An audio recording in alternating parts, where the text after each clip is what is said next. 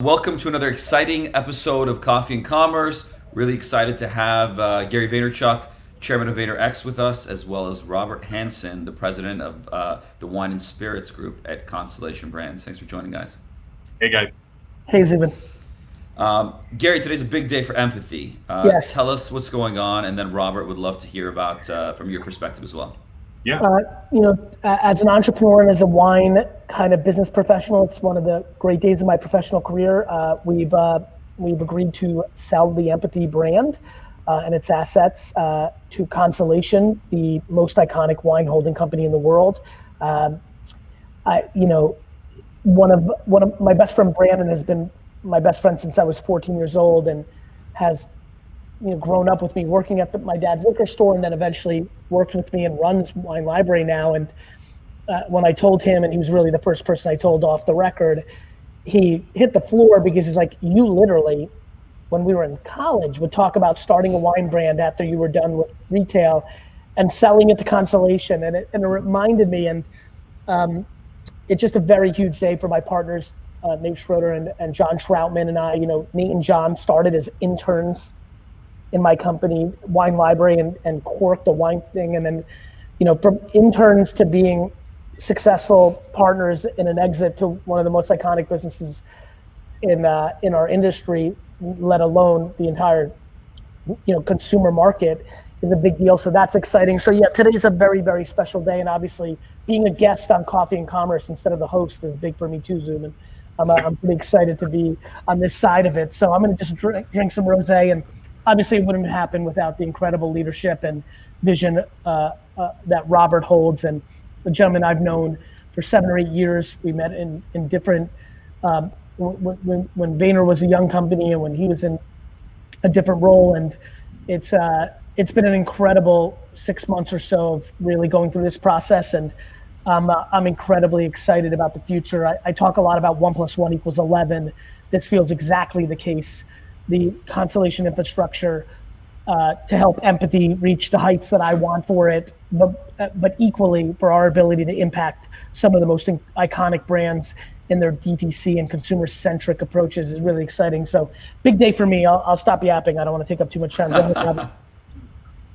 Yeah, Robert, tell us what's it like for a company like CBI to acquire a DTC brand like Empathy? Yeah, I'll answer that question, but I'm going to pitch for renaming at least this episode to Wine and Commerce versus Coffee. You get it.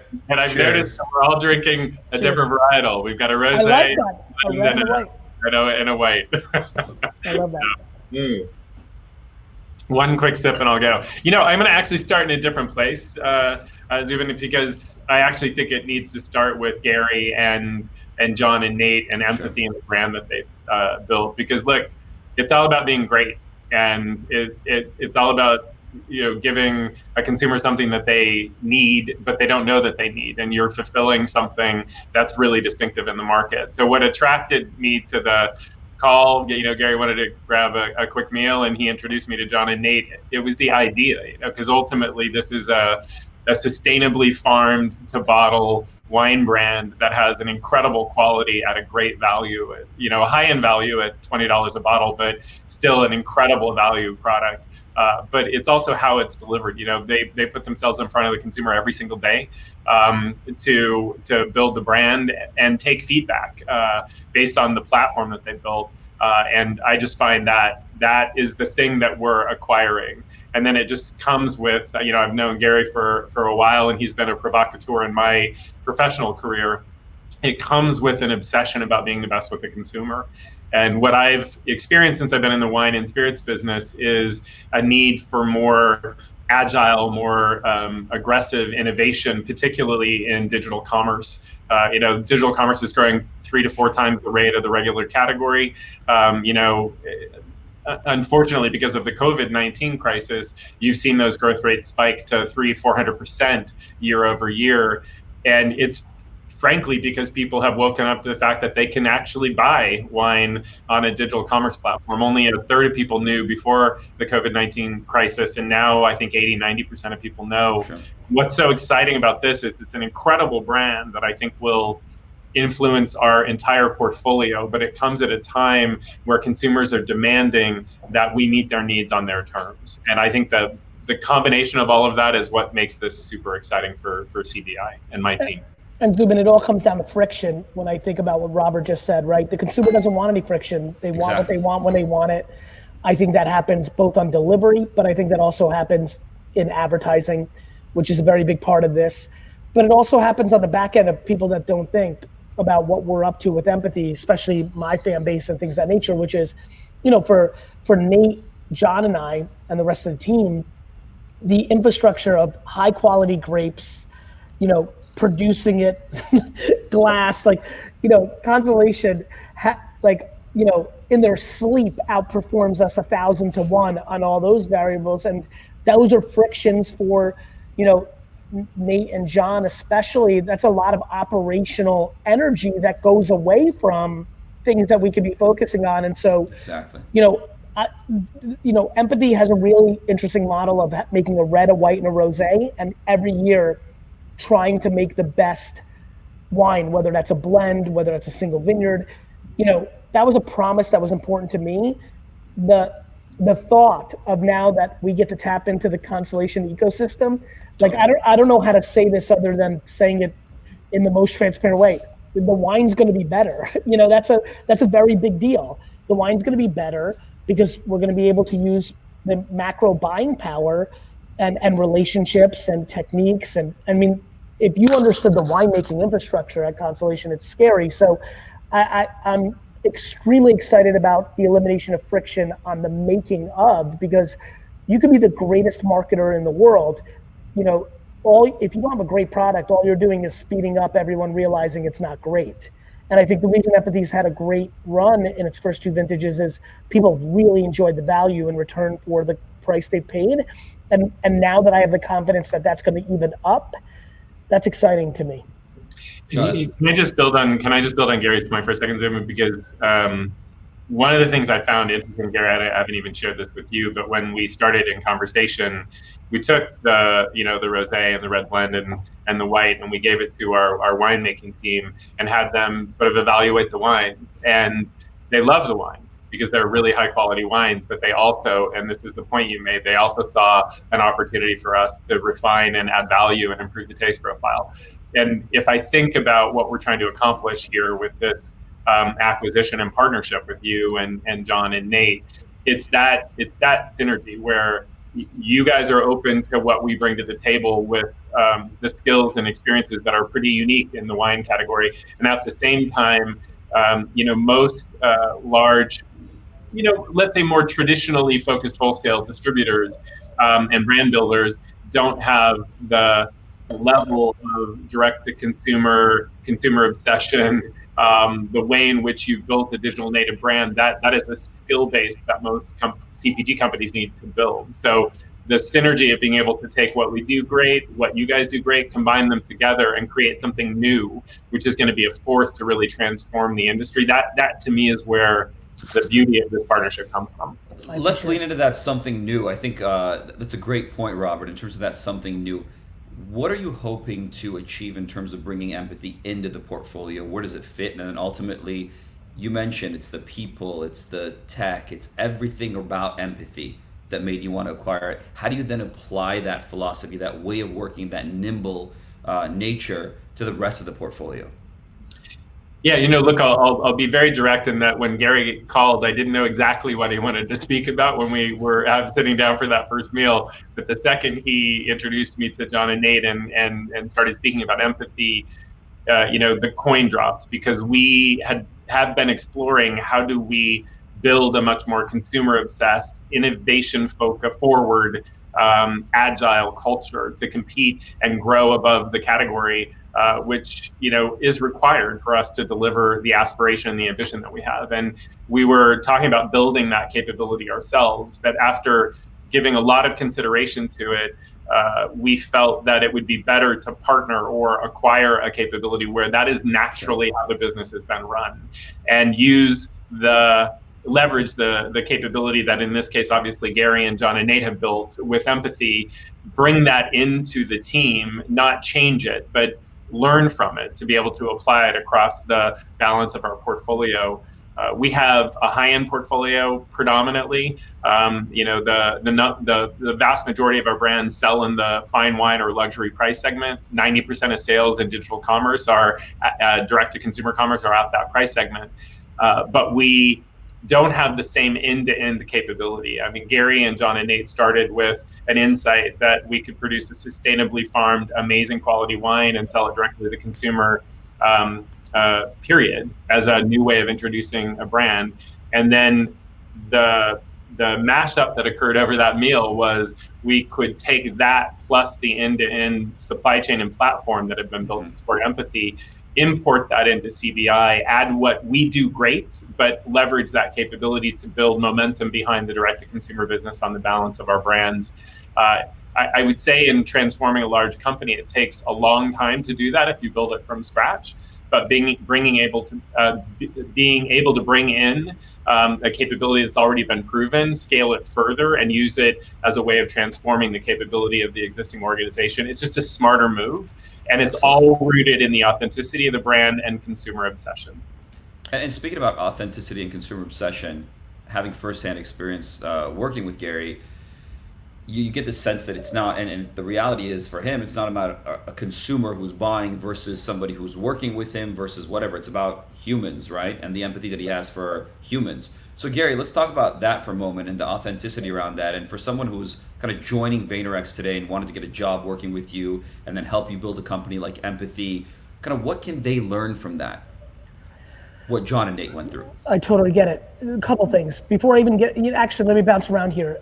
Zubin, we were on the other side of this, you and I, just to fill everybody in who's watching this, who doesn't know the context. I bought your company very recently, and by being in the, on both sides of this equation, what I'm about to say is very true, which is, it was fun to hear Robert talk about that first dinner, because from my standpoint, I was going off of very brief interactions from a prior period of like, I think I like this person. And for me, even the concept of having a conversation, Constellation would have been, we were in a moment with the business where I like strategy, this, Zubin. So like, I'm thinking 3-5 years, I'm like, okay, if there's anything to be done transactionally, there's only one place, and weird, the person that is running that ship is somebody I have a little context for and remember intuitively feeling good about. And Zubin, you've talked, I've heard you publicly talk about our first sit down where you were like, wait a minute, this is a little bit different than who I thought I was sitting down with from a deeper knowledge of commerce, even just from a, because on stage I could be a little, as we become friends, you hit me up today about like, hey, I think your content now looks a lot more like when you first started. Speaking of that middle time where a lot of stage content, a lot of where I'm at my most bravado, peacocking, it's only about humans. Think about this transaction. Robert is somebody I already knew a little bit, and that dinner for me was equally a little bit of like a double click into, man, I think I really like this person, and that makes it possible. That meeting could have been 5 minutes and then an hour and a half of just shooting the business, breeze around war stories, having fun. And I like those kind of meetings. I've had unlimited meetings that are actually only a 3-minute meeting. I realize there's nothing here. And then I've enjoyed myself in a friendship or talking about the industry or, just enjoying myself. I mean, Nate and John were there too. If it was a complete disaster, I could have talked to them about sports cards or something. So, it was a complete win, much like you and I had, Zubin, where it was like, oh, this is going to work. And then on the Nate and John side, Nate cold emailed and happened to be going to school in Arizona State, which Matt Sittimer, who's still, as you know, because you work with him, is at VaynerMedia 10 years later. He went to Arizona State, and that's why Nate got an internship at Wine Library, and John Troutman volunteered to help me at the Boston Wine Expo. I don't know if you know that story. I didn't know that. Handing out CDs and wristbands for Wine Library TV, and I'm like, I like this kid, and he got an internship. They're my family. These guys are my friends. I love them. And so I think, and then when you wrap it around the word empathy, we're talking about emotional intelligence. We're talking about people. It's the only way I know how to do business. I'm very grateful that I was born in the old country because I'm such an old, I'm a funny enigma where I'm so progressive in a lot of things that I do, but melted down. I'm an old, over dinner, kind of family, kind of old school kind of business operator. And that was an essential part to this. And by the way, and this is where it gets fun to kind of put out these predictions a little bit. The reason I think we'll be successful, and the way I deem that from my standpoint, is that Constellation disproportionately grows because of their capability of not only, and this is an important point, being great at direct to consumer with, Prisoner, but also using those insights to be an incredible partner to their wholesalers, which is an enormous part of their business. To me, I go into this with one energy. I want every single board member and every single senior executive and anybody that touches this new relationship in the wine business to 7 years from now say, Robert was a genius for buying empathy, because the impact of that move was remarkable, because that's how you build a brand and a reputation. And that's what I'm in business for. So it's all about people for me. And Zubin, I would add, if I can just jump in for a second, look, context is everything, right? And the only mistakes I've made in my career is when I was in the wrong context and I assumed I could change it. And the reality is there was a structure in place that wouldn't allow for that. So you just need to be in the right context. So Gary and I have spent a good amount of time, John and Nate and Stu and I have, the creative director, have spent a good amount of time really getting to know each other and to make sure that the context is right. And Gary and I had a conversation, a few weeks ago at a very deep level on on a lot of human issues, because the world's going through a lot of craziness right now. I know when it comes right down to it, I think we have a huge ambition.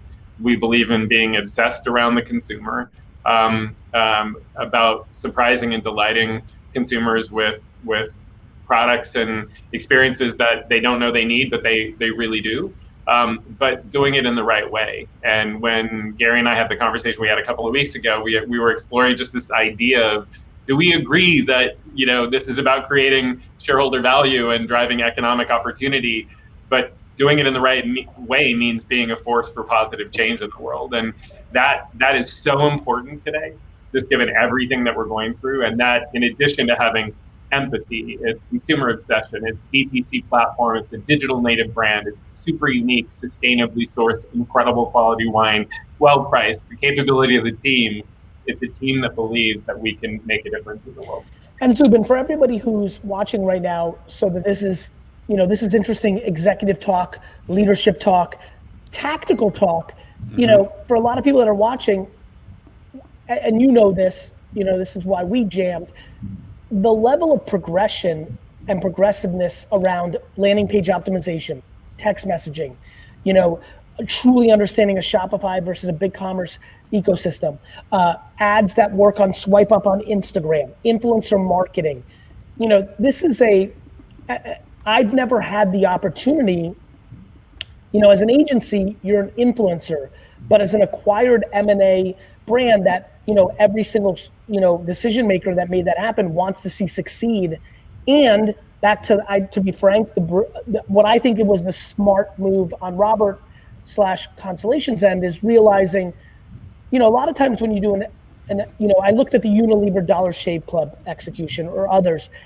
One of the things I appreciated, and I hope, Robert, you appreciated this too, is when we negotiated a deal, I wanted to be incentivized for mass growth for CBI across the board, not just empathy, not just, hey, get my dollars in. And I've been in Silicon Valley and startup land for a long time now. I would say 9 out of 10 of my friends, when they sell their company, have checked out from the day it starts. A lot of times have to be forced out 6 months later, a lot of times 2 years later, but they basically did nothing for 2 years. John, Nate, and I have weirdly been working harder. I think they're laughing right now because I know they're behind the scenes. We've been working harder. I've been more involved with them because we really, really want this to work. And and forget about some of the potential upside on the back end. That is dwarfed by the canvas that we get to paint here. I've never been able to like I'm thinking about things for Robert Mondavi and Simi and Prisoner. I also, and I'm really appreciative of Robert's leadership on this, one of the things I promised him was Nate and John were trained by me. And really by me. Not at VaynerMedia, by me. What does that mean? That means these are going to be executives. I always think about the organ fitting the body. When this is done, the number one thing we're excited about is teaming up with the team internally, not doing the cliche thing that I hate that people do, which is like, oh, these people don't get it. Like, to me, this is so fun in really teaming up with the incredible capabilities of the brand managers, the marketers, the incredible team that already exists at CBI.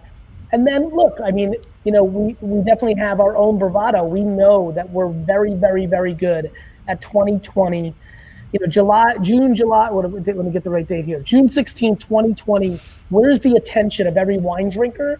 Look, this has been in my blood for now 30 plus years. And so obviously, let me say that again. So, you know, we know one thing we have a lot of pride in and bravado in is like today on July 1st, 2020, we have disproportionate understanding on where the consumer's attention is, what they're doing, how they're doing it.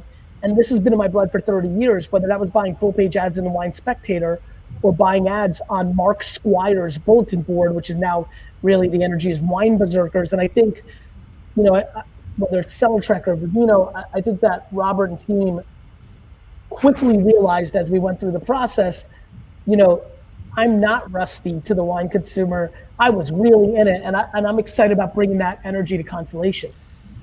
Robert, Gary, super grateful to have you on the show today. I'd love you to share, because we want to bring value to the audience as much as we can. So for those that are starting out now, those that are growing brands, those that have the aspirations of an Empathy, both of you would just love to hear one tip that you have for these brands as they're building their organizations, as they're looking at that next level of either funding, growth, acquisition. What advice can you share with them? Smart. Robert, thoughts from your perspective, because I think it's a unique one. Big business, watching, you know, one of the things I quickly gravitated towards you was, oh, you know a lot of stuff that's going on in the micro levels. How do you think about that? Yeah, I know it's a great question, Zubin. I think it really ultimately comes down to where we started, in my view, which is you have to be obsessed to find that opportunity out there that isn't being delivered against, by really being kind of one-to-one with real people that you have empathy towards, that are needing something they may not know they need, and then creating through your own entrepreneurship an idea that hasn't yet been delivered to the market. And it's that combination that creates the value of let's say what Gary and John and Nate built with Empathy. But every business that I've ever looked at, it's been rooted in a founder having an insight that either a large company or another company didn't have, creating something really spectacular, having a bold ambition for it, but then delivering it in a very modern way. And back to what Empathy is about, you know, it's that one-to-one relationship, which is digital native, digital commerce, exceptional brand and product, and just brought to market, listening to Gary talking about how the messages are delivered, how many traditional companies engage with their consumers in the way that he described. It's getting that right. And once you've done that, everything else takes care of it itself, because I would say larger organizations have a tougher time as the business builds, creating that, I'll call it intrapreneurship. I try to be an intrapreneur inside a large company, but it's always having that consumer back, future back view that founders and entrepreneurs typically have. That would be my advice. If you obsess on that, you'll deliver, you'll create something great and have the opportunity to be having a conversation like this at some point in your future. Gary, what are your thoughts? To me, it's about, when you're a smaller company, you have to reverse engineer the attention of the consumer for what you're selling. And at every moment, it can evolve from LinkedIn to TikTok to Instagram to Twitter to YouTube to direct mail to the Super Bowl. And obviously Super Bowl is actually out, because if you're a small brand, you're not affording that. But I couldn't agree with you more, Robert. I'm completely consumer obsessed. I don't even know about other things. You know, and I've kept it that way. I've been very focused on not worrying about anything other than what does the customer want, where does the customer hear the execution of what they want. And I think for everybody who's watching, you know, a lot of people are starting brands and they get venture capital money and they hear that you can get an arbitrage off of Facebook, But if you're selling something to 17 to 25-year-olds, Instagram and TikTok are going to matter more. And if you're selling to business professionals, LinkedIn is going to matter more. And so I just think that a lot of people look at what happened yesterday instead of listening to what's happening today. That's how I would sum it up. Instead of reading about yesterday and, oh my God, Fashion Nova did this or Bang Energy Drink did that. They did that when that was the play. Often that is not the exact play. And I think being prepared, I think of it as like being a coach that preps all week with a game plan, and then you go into halftime and that coach is down 21-0. Does that coach have the ability to make adjustments based on what she or he saw in those first 2 quarters? Most don't. And I think that's what I spend all my time on, and I want more people to be doing that for their own success. That's fantastic. Can I just build on 2 points that Gary made earlier? So just on this very point, what I find the most consistent mistake I see people make is they play someone else's game. If you are playing your game based on your insight of something spectacular that can be done in business or commerce, and you go out and do it, you're aware of what's going on around you, you're aware of the competition, you're aware of other people's games, but you're playing your game, then you'll win. And I find so many businesses, so many founders, so many entrepreneurs go off course because they start playing someone else's game. And you got to be obsessed about what you're building based on the insight that you have because of your relationships with consumers and your ability to be innovative to deliver an amazing product. But stay focused on that. And the other thing I want to come back to, because I was listening to Gary and I found it interesting, it comes back to this point about people and context.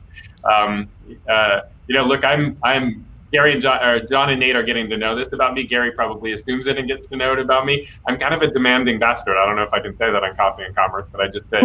Well, it's Wine and Commerce now, so you can say whatever you like. Wine and Commerce, I can say demanding bastard.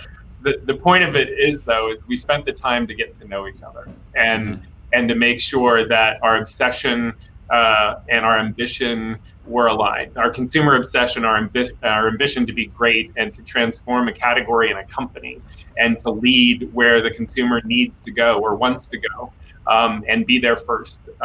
And to know that we are aligned and how to do that can help us work through there's always speed bumps. There's always rough patches along the way. It'll help us work through those easily because we'll be focused on the right, end game. We'll be focused on the right ambition. Robert, Gary, thank you so much for sharing this great news with us. Cheers to both of you. Cheers to John and Nate and the rest of the teams. Really excited about this for you and looking forward to having you back on in a few months to talk about how things have gone and how you've adapted DTC into the rest of the model. And until next time, cheers. Cheers, guys. Thanks.